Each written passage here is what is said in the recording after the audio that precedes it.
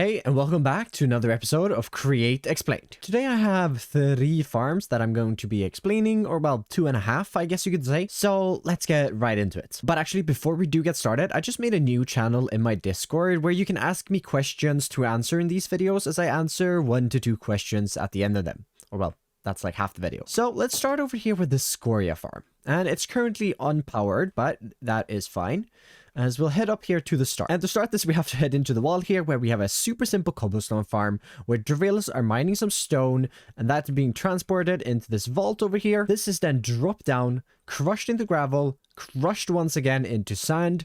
Flint and clay is dispensed here into this lava because, well, we won't need it. The sand is put over here with the soul campfire, which pushes it upwards into this vault, which this has a filter here on soul sand, which means we now have soul sand up in this vault here, which we can then output here and blast, which makes ourselves our scoria. This is then brought over into this building, down and up to these weighted ejectors here, and fly over into the storage building, which we'll take a look in just a little bit. And then of course just a redstone link connected to a threshold switch to turn it off when the vault in the storage is full. But a very simple farm, and well, a little complicated than the other ones in the city, but still not bad. And I realized after designing it that you can use chocolate. I know I don't have chocolate, and I also forgot about it.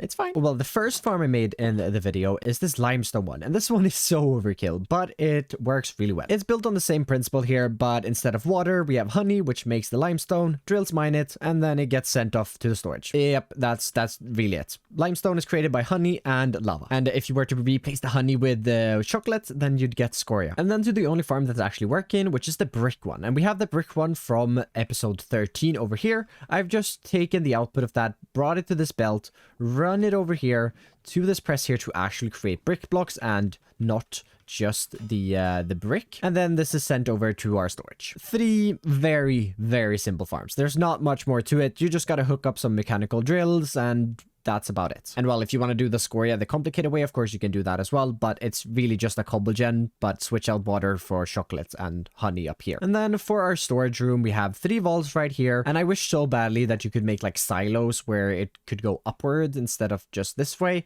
because I can make these bigger. Not that I need it, but it would just be cool to have. We have our threshold switches here, which turn the farms off whenever they get full. And then if we step up here to the second floor, we just have our belts, which we are getting stuff from the weighted ejectors here on the other side. They fly over into the roof here, and then they get put on the belt where we have limestone going into a funnel. I was going to say about a chute down here.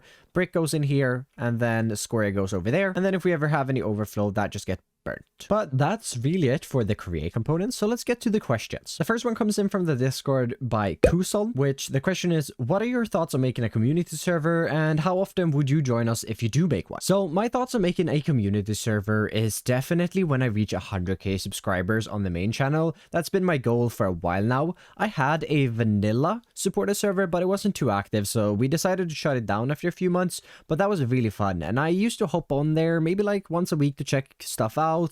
And we're probably going to do like some community hangout weekends, or well, not a whole weekend, but sometime where I hop on the server and we can take a tour of the world, because I think that's really cool, and it also gives me a chance to interact with the people that support me, and I think that's a really fun thing to do. So Create supported server is planned for 100k on the new mod pack. And if I ever get another newer mod pack in the future, we're probably going to be updating the server along with that. We haven't really decided too much on how the server is going to work, but of course it's going to be Create because it's my mod pack. And other than that, I'm going to leave it up to the people, or well, the supporters that actually play on the server to kind of decide on how we want to do things over there. And well, it's still a bit way out. I'm missing like 61,000 subscribers, but I'm confident we'll reach it one day. And while I can't promise I'll be too active on the server, but like I said, I definitely want to do those like community hangouts, maybe like once a month. We hop on the server, we all hop in a VC, and we just hang out for like 2-3 hours, run around the server. People can show their builds and stuff like that, because for me to get a lot of inspiration and see what you guys are doing is really good for like my motivation, and also just fun to see what you guys are up to and hang out a bit. But it's definitely not a server that I'm going to be making any videos on or something like that. It's just something for the people that support me to play on and have fun, because I know a lot of people in the community come in and ask like, do you want to play Create with me and this and that, and there's never really a server to do that. There are some other YouTubers like Batsy and Jojo and Uber. They have community servers. Uber's one is free, I believe, but you have to apply, while Batsy's and Jojo will do the one that I have with a supporter server. I don't want to have a free one. It's a lot of work, and I want to give something to the people that support me. I think that's the best way of doing it. It's also easier to moderate if it's something that you pay for, because I feel like people are more... They won't like troll in the same way that they would if they're just joining a free server. And the second question of the video comes in from Load, also from the Discord, because I didn't really find any in the YouTube comments. I'll probably be picking those over the Discord one. Depends a little bit if I find any really good ones on the YouTube or any really good ones on the Discord. And oh, I can't stand here, there's a zombie. With that distraction aside, Load asks, will you ever do non-create content, aka like other mods, or just vanilla, and when? So I don't really have any plan for when. I don't see myself really moving away from not doing Create, as at least the main series. I'm definitely open to do like vanilla series or some other mods, but that's probably going to be with like other people. I'm not so much in the plans. I have no real plans to make any other single player content other than my Create world. Obviously, this world is kind of coming to its end pretty soon, not just yet. But I do have a Season 2 planned, and I'm super, super excited for that. And that's going to be a little bit of the mix of what I used to do in Vanilla, where I played Hardcore. But I'm going to mix them up and play Hardcore and Create with an even better mod pack, which I'm so, so excited for. And the Hardcore part is not really for like the videos themselves. The Hardcore part is very much for like me, because I'm very... I don't know. I really miss playing Hardcore, but I also really like playing Create, so I thought, why not combine them?